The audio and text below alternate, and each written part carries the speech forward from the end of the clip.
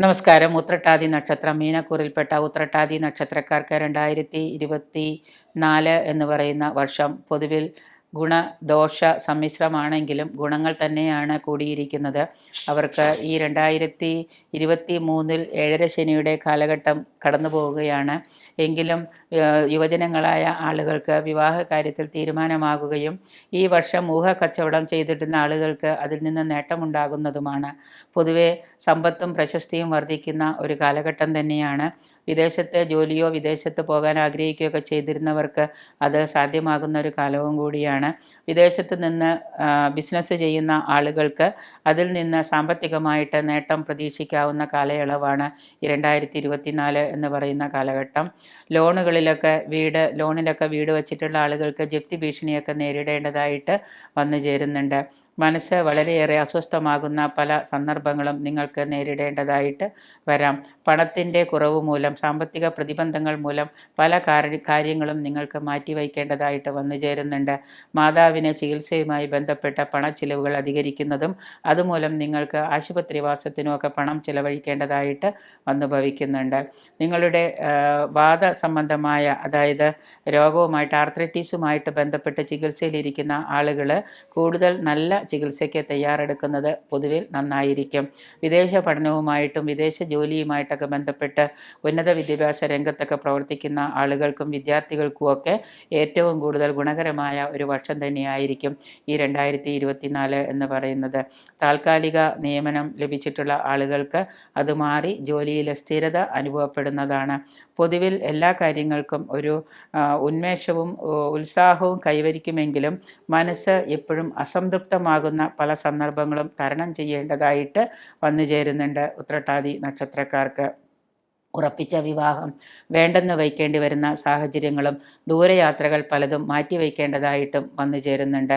സാമ്പത്തിക നില മോശമല്ലാത്ത രീതിയിൽ ആയതുകൊണ്ട് തന്നെ നിങ്ങൾക്ക് പല കാര്യങ്ങളും മുന്നോട്ട് കൊണ്ടുപോകാനായിട്ട് കഴിയും. വിദേശത്ത് ജോലിക്ക് ശ്രമിക്കുന്നതോടൊപ്പം തന്നെ ഊഹക്കച്ചവടത്തിൽ നിങ്ങൾക്ക് നഷ്ടവും വന്നു ഭവിക്കാം.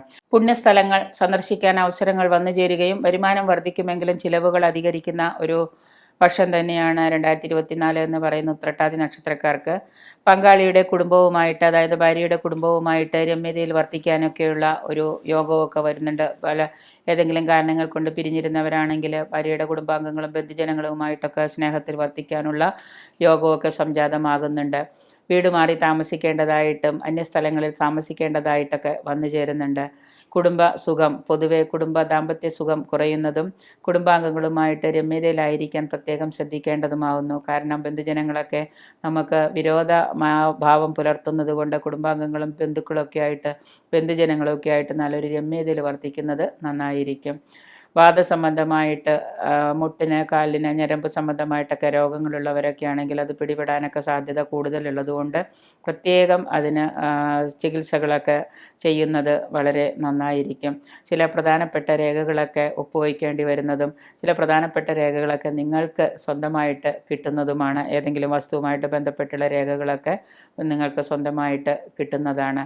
വാഹനം പുതുക്കി പണിയാനൊക്കെയുള്ള സാഹചര്യം, ഭവനമൊക്കെ പുതുക്കി പണിയാനൊക്കെയുള്ള സാഹചര്യങ്ങളൊക്കെ വർഷാവസാനത്തോടുകൂടി സംജാതമാകുന്നുണ്ട്. മത്സര പരീക്ഷകളിലൊക്കെ നിങ്ങൾക്ക് വിജയം പ്രതീക്ഷിക്കാവുന്നതാണ്. ശാസ്ത്ര സാങ്കേതിക രംഗത്ത് പ്രവർത്തിക്കുന്ന വിദ്യാർത്ഥികൾക്ക്, അതായത് അതുമായിട്ട് ബന്ധപ്പെട്ട് പഠനവുമായിട്ടൊക്കെ ബന്ധപ്പെട്ട് നടക്കുന്ന വിദ്യാർത്ഥികൾക്ക് കൂടുതൽ ഉത്തരവാദിത്തങ്ങൾ ഏറ്റെടുക്കേണ്ടതും അതുമൂലം നിങ്ങളുടെ അലസതയൊക്കെ കൈവെടിഞ്ഞ് അതിൽ കൂടുതൽ ശ്രദ്ധ ചെലുത്തുന്നത് നന്നായിരിക്കും. സമൂഹത്തിൽ നല്ല ഒരു പേരും പ്രശസ്തിയും അംഗീകാരവും ഒക്കെ സാമൂഹിക രംഗത്തുള്ളവർക്ക് കൈവരിക്കാൻ സാധിക്കുന്ന ഒരു കാലഘട്ടം തന്നെയാണ്. എങ്കിലും ഗുണം കൂടിയിരിക്കുന്നു. എങ്കിലും ഏഴര ശനിയുടെ കാലഘട്ടമായതുകൊണ്ട് തന്നെ ശനിയാഴ്ച ദിവസം ശനീശ്വരന് വഴിപാടുകൾ ചെയ്യുന്നതും ശാസ്താവിന് കൂടുതൽ ദോഷനിവൃത്തിക്കായിട്ട് ശാസ്താക്ഷേത്രങ്ങൾ ദർശിക്കുന്നതും ഒപ്പം തന്നെ ശബരിമല ക്ഷേത്ര ദർശനം വർഷത്തിലൊരിക്കൽ നടത്തുന്നതുമൊക്കെ വളരെയേറെ നന്നായിരിക്കും. എപ്പോഴും ഒരു ഈശ്വരാധീനവും ദൈവാധീനവും വർദ്ധിപ്പിക്കുന്നത് മൂലം നിങ്ങളുടെ ദോഷാധിക്യങ്ങൾ കുറഞ്ഞിരിക്കുന്നതാണ്. എന്തായാലും 2024 എന്ന് പറയുന്ന ഈ ഒരു വർഷം നിങ്ങൾക്ക് എല്ലാവർക്കും നല്ലൊരു വർഷമായിരിക്കട്ടെ എന്ന് വീണ്ടും ആശംസിക്കുന്നു.